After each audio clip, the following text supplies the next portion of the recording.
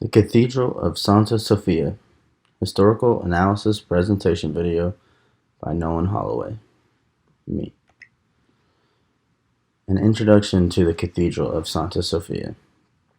The Cathedral of Santa Sofia is a large, beautiful Byzantine-style cathedral located in Kiev, the capital and most populous city of Ukraine.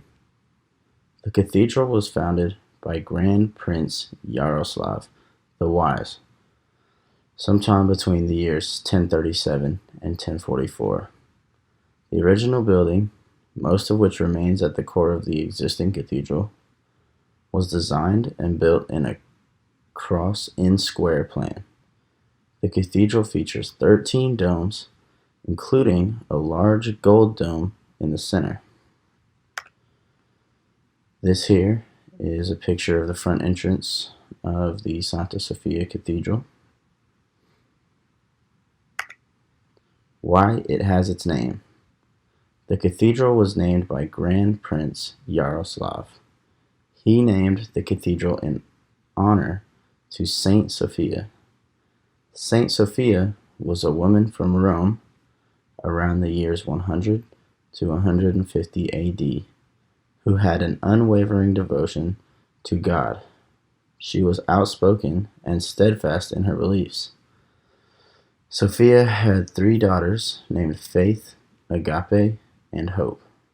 Sophia had taught her daughters the beliefs of Christianity, and together they shared a love for the teachings and principles. The reigning emperor of Rome at the time was a man named Hadrian. Hadrian practiced paganism and did not care for the likes of Christians. Hadrian heard of Sophia and her Christianity and had soldiers bring her and her daughters to his palace. Hadrian wanted them to renounce their faith. When none of them would, he took each of Sophia's daughters and began to torture them one by one until they would renounce their faith. Neither Sophia or her daughters would tell Hadrian that they didn't believe, so they were all beaten to death. Sophia is celebrated for her firm faith in the face of horrible tragedy. This here is a picture of Saint Sophia and her daughters Faith, Hope, and Agape. Architectural features. The Santa Sofia Cathedral has 5 naves, which are essentially chapels, and 5 apses, which are large semicircle rooms with domed ceilings. The cathedral also features 13 cupolas, which are domes. The amount of cupolas is very high for traditional Byzantine architecture. The cathedral is surrounded by 2-tiered galleries from 3 sides. On the inside, it retains mosaics and frescoes from the 11th century, including a mosaic representation of the Grand Prince Yaroslav's family. Picture on the left is a picture of the main apse of the cathedral. The picture in the middle is of the central nave of the cathedral, and the picture on the right are the cathedral domes. Mosaics of the cathedral. A mosaic is the decoration of the surface with designs made up of closely set, usually variously colored small pieces of material such as stone, mineral, glass, tile, or shell. There is nearly 260 square meters of mosaic art in the Santa Sofia Cathedral. The mosaics in the cathedral represent important people and scenes from the Gospel.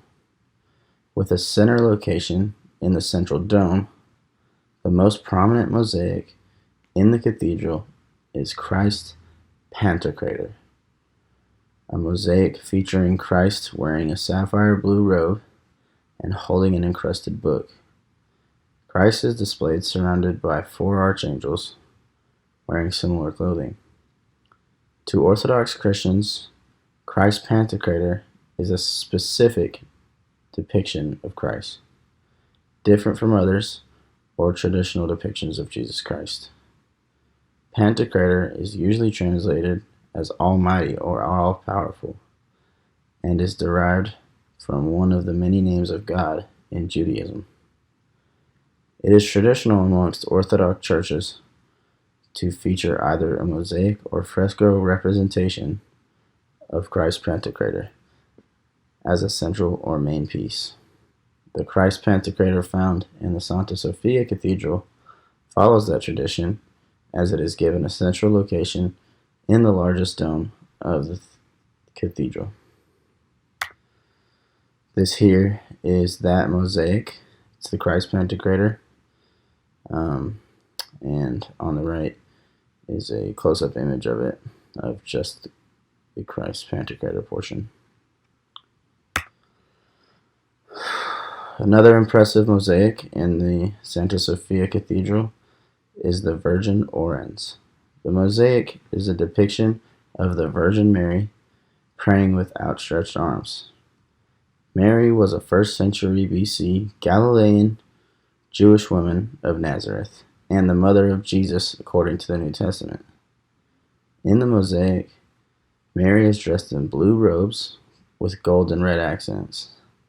The deep shades and shining gold background really makes this piece catch your eye.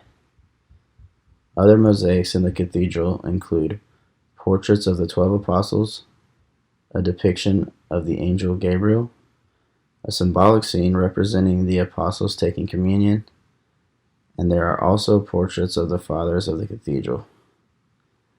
The artists of these mosaics are unknown, but they were highly skilled and created beautiful pieces throughout the cathedral.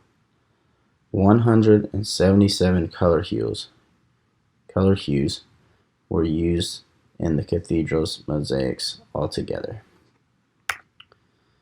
This here is the Virgin Orans, depicting the Virgin Mary. Frescoes of the cathedral. A fresco is a watercolor painting that is painted into wet plaster so that when the plaster dries, the painting is set. Santa Sofia Cathedral features 3,000 square feet of fresco paintings. One of the more prominent fresco paintings is the Last Supper. This painting depicts the Last Supper, also known as the Passover meal, in which Jesus shared with his apostles in Jerusalem before his crucifixion. The Gospel accounts tell of Jesus washing the feet of the apostles, giving the new commandment to love one another as I have loved you, and has a detailed farewell discourse by Jesus, calling the apostles who follow his teachings friends, not servants, as he prepares them for his departure.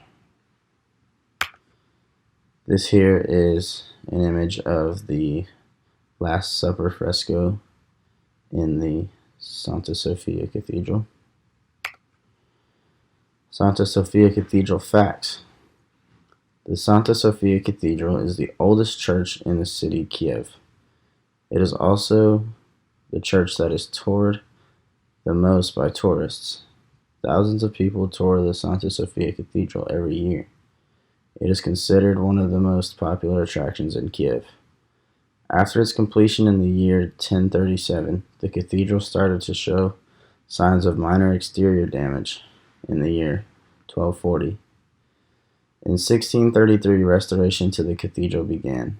Under the supervision of Ottaviano Mancini, an architect from Italy, the exterior of the cathedral was renewed with Ukrainian Baroque renovations, while the interior remained untouched.